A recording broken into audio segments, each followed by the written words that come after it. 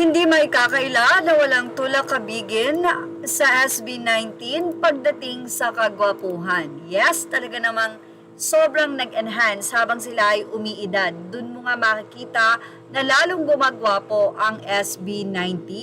Kaya naman hindi katakataka kung ang isa sa kanila nga pong miyembro na si Ken ay makasama sa Philippine Represent SB19 Ken was nominated for the BEAM Top 100 Handsome World Faces of 2026. Well, mula sa naging update po ito ng OPM Domination Facebook post. Ano nga po ba ang masasabi dito ng mga fans? Lahat sila may kani-kaniyang kagwapuhan, pero si Philip or si Ken may extraordinary charm at aura ng pagiging manly. Pure breed Pinoy na gwapo kahit walang makeup, malakas pa rin ang sex appeal. Sa lakad at forma pa lang ay talaga namang lalo na pag sumasayaw, wala nang the end na. Mukha kasi siyang South American, Japanese or taga Middle East combination. Basta unique ang features ng mukha niya from eyes, nose, lips at body structure. Perfect features for a prince or admiral. I already saw him in person in close-up. Kakaiba siya, para kang higupin at siya na lang ang magiging focus ng attention mo at magiging focus ng attention mo kahit kaharap mo pa yung iba. At well, ano pa ang say ng iba? Ito deserve din talagang manalo. Grabe yung aura ni Ken. The face card lethal is insane. Deserve manalo. OMG, pogi kasi talaga si Ken at kakaiba yung mukha niya. Kakaiba din ang aura at dating niya. Yung face niya sobrang exotic siya. Talaga TDH, walang retoke. Natural na natural ang mukha.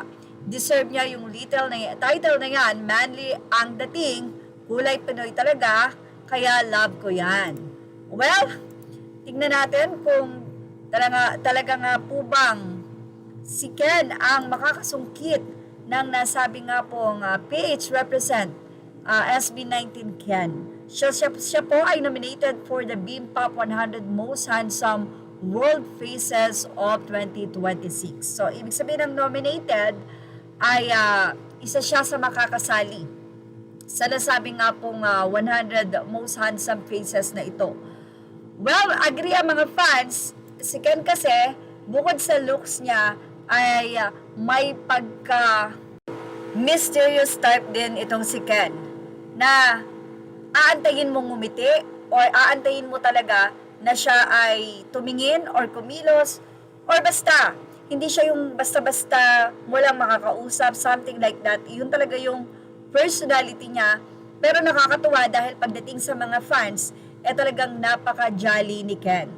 Anyway, congratulations Ken.